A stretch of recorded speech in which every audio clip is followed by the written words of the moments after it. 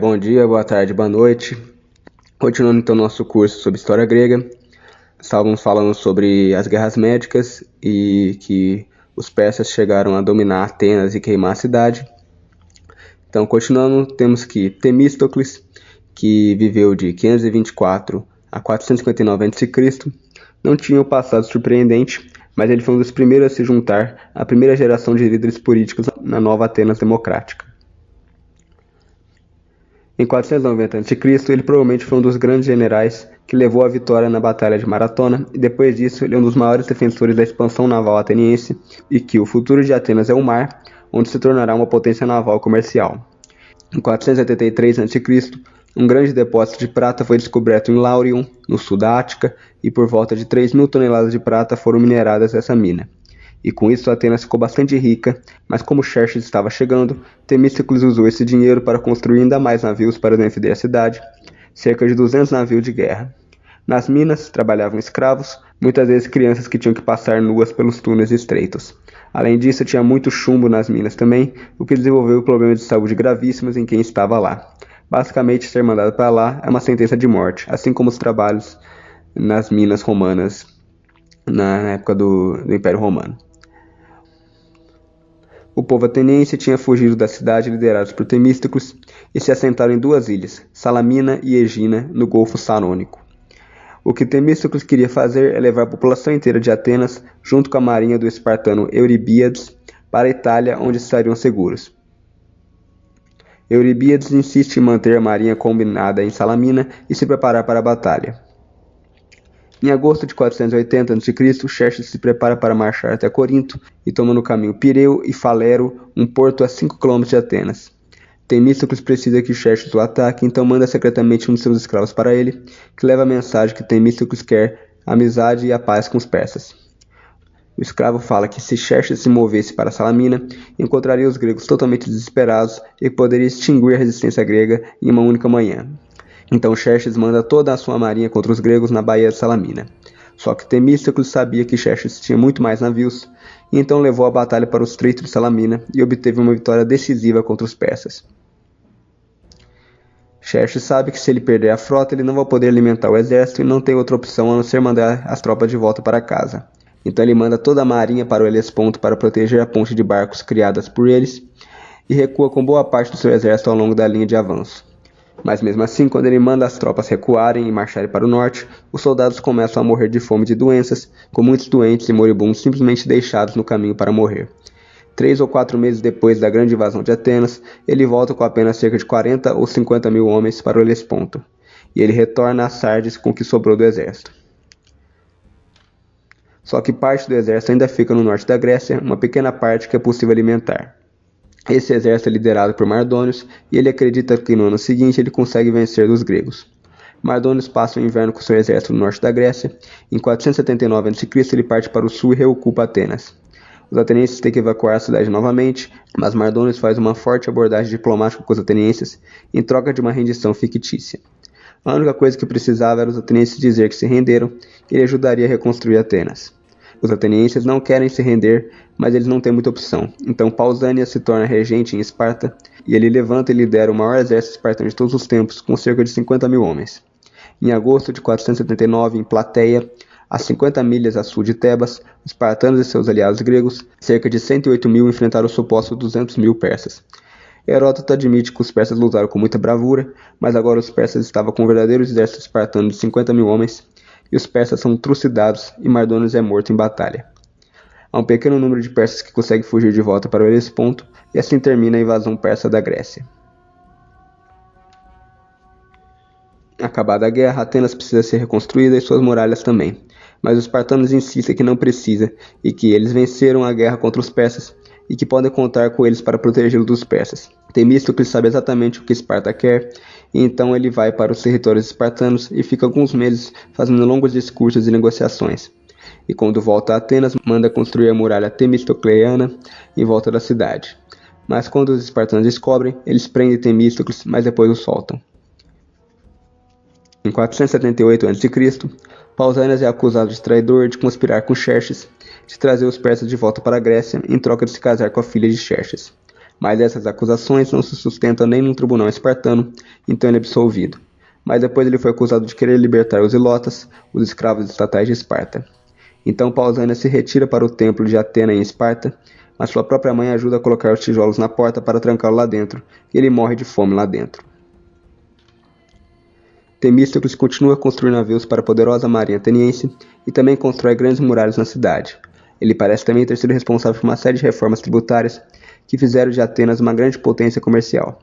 Mas em 471 a.C., ele é ostracizado e expulso, e ainda os espartanos chegaram a fazer todo tipo de acusação contra ele, sugerindo que ele devia ser preso, onde quer que ele tivesse exilado. Então Temístocles foge para a Pérsia e vive lá como governador da Magnésia até morrer de causas naturais em 459 a.C., em Persépolis. Após a sua morte, sua família ficará na Ásia Menor até os romanos dominarem muito tempo depois. No mesmo dia da Batalha de Plateia, ocorre a Batalha de Mícale, só que na Ásia Menor, perto de Mileto. Uma frota grega estava cruzando o Mar Egeu, sob o comando do rei espartano Leutíquides II, que chega em Samos, onde continua perseguindo a frota persa que sobrou depois da derrota em Salamina. E quando os persas chegam na costa, há um exército de 60.000 homens, mas os gregos decidem atacar, e os persas são trucidados novamente, e sua frota inteira é queimada. Em 478 a.C., os gregos criaram a Liga de Delos, onde Atenas e várias outras cidades-estado, para contribuir com um dinheiro em fundo comum, que é gasto pelos atenienses para fornecer uma frota de defesa geral para as cidades-estado gregas. Agora Atenas tinha o controle de todo o Mar Egeu, e os persas não são mais uma ameaça no mar. Ainda vão ter outras batalhas nas chamadas Guerras Médicas, de 499 a 449 a.C., mas pouco importantes, e agora ficou claro que é Atenas que manda no mar. Atenas entra agora na sua Era de Ouro, que vai de 480 a.C. até 404 a.C. Todos os grandes filósofos são desta época, como Sócrates, que viveu de 470 a 399 a.C., Platão, que viveu de 428 a 348 a.C., e Aristóteles, que viveu de 384 a 322 a.C. A Era Clássica vai de 500 a.C. até 300 a.C., e teve uma expansão intelectual em todas as áreas. Ésquilo e Sófocles como dramaturgos, Demóstenes como orador, Euclides de Alexandria como matemático, Eurípides como poeta, Heródoto e Tucídides como historiadores, Hipócrates como médico, Lísipo e Fídias como escultores, Protágoras como sofista, etc. Segundo Andreas Berg e Karl Hampus Litkens, em Measure Institutional Quality in Ancient Athens, a liberdade econômica da antiga Atenas era comparável a economias modernas mais ricas, como Hong Kong e Singapura. Os autores observaram que direitos de propriedades eram bem definidos, liberdade de comércio e regulamentos livres conduziram a um ambiente onde o comércio poderia prosperar, melhorando assim os padrões de vida. Devido à ausência das regulamentações draconianas, os atenienses puderam viver livremente, sem um alto grau de oposição do governo. Outro estudo de George Bitrus e Anastasios Karaianis, em seu artigo Moralidade, Instituições e Crescimento Econômico, Lições da Grécia Antiga, atribui à proeza econômica de Atenas a liberdade das instituições de mercado. Abre aspas. A economia ateniense no século V a.C. funcionava muito como uma economia de mercado moderno. Os agentes econômicos agiam com base nos preços determinados a partir do mecanismo de demanda e oferta e visavam obter o melhor valor por suas iniciativas. As disputas comerciais eram resolvidas por meio de um sistema jurídico eficiente e arbitragem. Fecha aspas. Enquanto Esparta era um estado totalitário que escravizava o próprio povo, Atenas era muito livre e prosperou. Esparta tinha uma economia fechada e focava na autossuficiência em produtos agrícolas e pecuários. Os ilotas espartanos dominaram a arte da pilhagem para promover os objetivos do Estado, se sacrificando pelo Leviatã. A Grécia passou por uma grande revolução industrial por volta de 500 a.C., quando as grandes polis como Atenas, Tebas e Corinto, e as colônias, passaram a se especializar na produção industrial em agricultura, processamento de alimentos, mineração e cerâmica, fontes de riqueza e expansão. As ferramentas de ferro produzidas na Grécia a partir do século VI a.C. eram tão boas que foram usadas para equipar Roma e o Egito Ptolomaico. As classes mais abastadas começaram a investir na indústria e surgiu economias locais. O patrocínio aristocrático foi substituído por relações econômico-cívicas e uma explosão de laços comerciais entre as cidades surgiu. A propriedade privada era defendida com ênfase por Aristóteles e Demócrito. Para Aristóteles, a propriedade privada oferecia aos homens a oportunidade de agir moralmente, praticar, como ele dizia, benevolência e filantropia. Também argumentou que era mais produtivo do que a propriedade comunal e que, enquanto, abre aspas, o bem pode ser o mesmo para todos os homens, o prazer varia, e somente a propriedade exclusiva pode conceder isso a um homem. Ele admite que a propriedade privada sempre existiu e com boas razões. Em comparação com a propriedade comunal, a propriedade privada deu maior incentivo ao cuidado, labuta e diligência. Temos também Sófocles, que escreveu a peça Antígona no século V a.C., onde o personagem Antígona diz que os reis não podem passar por cima das leis de Deus. Os templos religiosos como o de Apolo em Delfos, Ártemis em Éfeso e Hera em Samos eram os bancos originais por serem considerados invioláveis e, portanto, um refúgio relativamente seguro para o dinheiro, tendo até suas próprias milícias para defendê-los. Segundo o historiador libertário Jesus Horta de Soto, o mais seguro desses bancos era de fato que os banqueiros gregos queriam manter uma taxa de reserva de 100% sobre os depósitos à vista. Os bancos nem sequer eram considerados fontes de crédito e os juros não eram permitidos. Os clientes fizeram o depósito por razões de segurança e os banqueiros esperados para fornecer custódia e proteção, não muito diferente dos banqueiros privados contemporâneos da Suíça de hoje. Obviamente havia fraudes, mas quando as pessoas perdiam a confiança nesses bancos, esses faliam e nenhum Estado interveio para salvá-los. Os bancos romanos também não eram livres para usar os depósitos que quisessem, mas obrigados a salvaguardar diligentemente esses depósitos que não pagavam juros e não deviam ser emprestados. A ágora era um espaço livre com edificações onde os cidadãos costumavam ir, configuradas pelas presenças de mercados e feiras livres em seus limites, assim como por edifícios de caráter público. É nela que o cidadão grego convive com outros para comprar coisas na feira, onde ocorrem discussões políticas e os tribunais populares. É, portanto, o espaço de cidadania. Não é à toa que os libertários, muito tempo depois, criaram a expressão agorismo para determinar práticas e ações que fogem do controle do Estado, como usar mercado cinza, negro, usar Bitcoin, etc. Apesar disso, a civilização grega era bem selvagem para padrões de hoje. Mulheres eram tratadas muito mal e não sabemos nem o nome das esposas dos personagens históricos, particularmente em Atenas. Era considerado ofensivo apontar que alguém era casado. Em Atenas, as mulheres não podiam sair de casa e tinham que usar uma espécie de jihad completo. As mulheres da classe alta vivem em quartos separados, chamados ginaeconites, e todas as que entravam na casa como convidados tinham que ir lá para cima. Elas só podiam sair de casa em festas religiosas quando elas vestiam roupas semi-islâmicas. Plutarco conta que havia mulheres independentes que tinham negócios no período clássico, mas era exceção. A escravidão sempre existiu e Aristóteles falava que algumas pessoas são escravas por natureza, em especial não gregos e bárbaros. Mas também tinha sacrifícios humanos e canibalismo, com sacrifícios humanos sendo realizados até no período clássico. De acordo com Plutarco, Temístocles, o líder dos gregos contra os persas, sacrificou 2 nobres persas, mas não é algo que ele queria fazer e fez com relutância e medo. Os espartanos jogavam os bebês que eles achavam fracos ou que não eram parecidos com o pai, para fora da cidade para serem comidos por animais.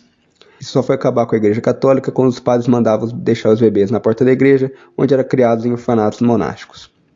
Mas já havia algumas pessoas na época que olhavam com maus olhos esses costumes bárbaros, como Tucídides no seu livro 1. Os gregos foram os primeiros que começaram a olhar para o mundo e dizer: por que isso é assim? Que verdades gerais podemos derivar desses fatos? O que mais pode ser dito? Existe uma teoria geral e consistente do mundo, a qual podemos derivar desses fatos? Com isso, vamos ter os primeiros filósofos teorizando sobre o que o mundo é formado. Para Pitágoras, por exemplo, o mundo era formado por números e ele fez o seu famoso teorema A² mais B² igual a C², que usamos até hoje. Já para Tales de Mileto, achava que, por trás de tudo, tem um princípio físico, que ele chamou de arqué, e para ele tudo era formado de água. Além disso, Tales criou o teorema que leva o seu nome, o qual usou para calcular a altura das pirâmides do Egito, fazendo semelhança de triângulos. Além das grandes descobertas matemáticas, eles foram os primeiros que passaram a olhar para o mundo e perceberam que é possível montar uma estrutura de raciocínio conectada que é absolutamente inegável, é evidentemente verdadeira e parece corresponder aos fatos do mundo ao nosso redor. Para Anaximandro, discípulo de Tales, a arqué era o ar. Ele também achava que nosso mundo seria apenas um entre uma infinidade de mundos que evoluíram e se dissolveriam em algo que ele chamou de limitado ou infinito. Ele se recusa a ver a origem do real em um elemento particular, e todas as coisas são limitadas, e o limitado não pode ser, sem injustiça, a origem das coisas. Do ilimitado surgem inúmeros mundos, e estabelece-se a multiplicidade. A gênese das coisas a partir do limitado é explicada através da separação dos contrários em consequência do movimento eterno. Para Anaximandro, a arqué não era algo visível, era uma substância etérea, infinita, a qual ele chamou de apeiron, ou seja, indeterminado, infinito, que seria uma massa geradora dos seres, contendo em si todos os elementos contrários. E para Anaxímenes de Mileto, a arqué era o ar ou vapor, e achava que a água era um ar condensado e que o fogo era um ar rarefeito. De acordo com Anaxímenes, por conseguinte, o ar, pneuma, constituiria a origem da terra, da água e do fogo. Tanto Tales quanto Anaximandro quanto Anaxímenes faziam parte da escola jônica. Temos também a escola eleática, representada principalmente por Xenófanes de Colofon, Parmênides de Eleia, Zenão de Eleia e Melício de Samos. Xenófanes é a primeira pessoa conhecida a utilizar a observação dos fósseis como evidência para a teoria da história da Terra. Ele verificou a existência de fósseis de peixes e conchas em localidades distantes da costa marinha, chegando à conclusão que tais locais, em outras épocas, estavam embaixo d'água e foram o fundo dos mares. Para ele, a arqué da Físis era a Terra. Ele combate o antropomorfismo, dizendo que se os animais tivessem o dom da pintura, representariam seus deuses como animais, ou seja, a sua própria imagem. Ele também dizia que o ser absoluto, a essência de todas as coisas, era o Um. E de acordo com Teofrasto, uma das formas contidas nos ensinamentos de Xenófanes era tudo é um e o um é Deus. Ele queria, abre aspas, dar ao divino uma pura e elevada ideia. O verdadeiro Deus é único, com poder absoluto, clarividência perfeita, justiça infalível, majestade imóvel, que em pouco se assemelha aos deuses homéricos, sempre a deambular pelo mundo sob o império das paixões. Fecha aspas. Parmênides acreditava que as coisas eram imutáveis. Sobre as transformações que se pode observar na natureza, abre aspas, achava que não seriam mudanças reais, fecha aspas. De acordo com ele, nenhum objeto poderia se transformar em algo diferente do que era. Para ele, os sentidos percebiam que as coisas mudavam, mas a razão dizia que era logicamente impossível que uma coisa se tornasse diferente, então preferiu ficar com a razão. Para Zenão, que era da escola de Parmênides, a essência das coisas não muda. Ele é famoso por seus paradoxos, mas não pretendia refutar direto as teses que combatia, mas sim mostrar os absurdos daquelas teses e, portanto, sua falsidade. Ele é considerado por Aristóteles como o pai da dialética. E, por fim, também Melício de Samos, que era militar, desempenhou o papel de relevância na política grega, como comandante da esquadra naval que derrotou os atenienses de Péricles em 441, e teve influência no atomismo de Leucipo e Demócrito. Tratou de ajustar o extremismo do eleatismo com a filosofia jônica, tornando-se responsável pela sistematização dessa doutrina, além de mudar alguns pontos de vista, estabeleceu que o ser é infinito, tal qual é infinito no tempo, ou seja, eterno. Da escola efésica, temos apenas Heráclito, que, ao contrário de Parmênides, dizia que as coisas estão em plena mudança. Segundo ele, não entramos duas vezes no mesmo rio. Quando entro no rio pela segunda vez, nem eu nem o rio somos os mesmos. Fecha aspas. Heráclito acreditava que o fogo era a origem das coisas naturais, ou seja, a arqué da Físis. E por fim temos a escola pluralista, com o principal nome sendo Empédocles de Acragas. Ele achava que tanto Heráclito quanto Parmênides estavam certos, e também achava que existia 4 elementos que constituem a natureza: água, terra, fogo e ar. Para ele, todas as coisas seriam mistura de terra, ar, fogo e água, mas em proporções variadas. Assim, as diferentes coisas que existem seriam os processos naturais gerados pela aproximação e a separação desses 4 elementos. Quando uma flor ou um animal morrem, disse Empédocles, os 4 elementos voltam a se separar.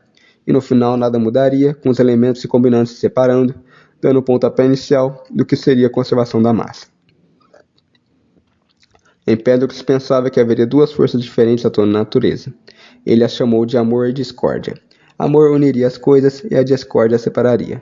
Curiosamente, os 4 elementos correspondem um a um aos 4 estados da natureza: terra, sólido, água, líquido, ar, gasoso e fogo, plasma. Já na segunda fase dos pré-socráticos, temos, por exemplo, a escola tomista. Para Demócrito e Leucipo, todas as coisas eram formadas por uma infinidade de coisas muito pequenas, que eram eternas, imutáveis e indivisíveis. Ele chamou isso de átomo, que significa indivisível.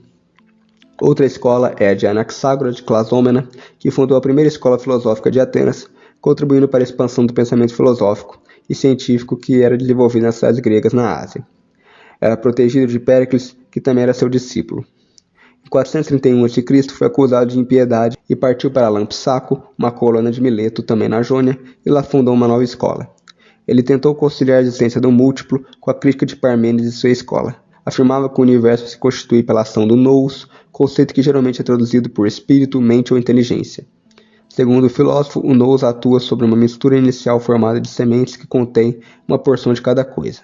Assim, o nous, que é limitado, autônomo e não misturado com nada mais, age sobre essas sementes, ordenando-as e constituindo um mundo sensível.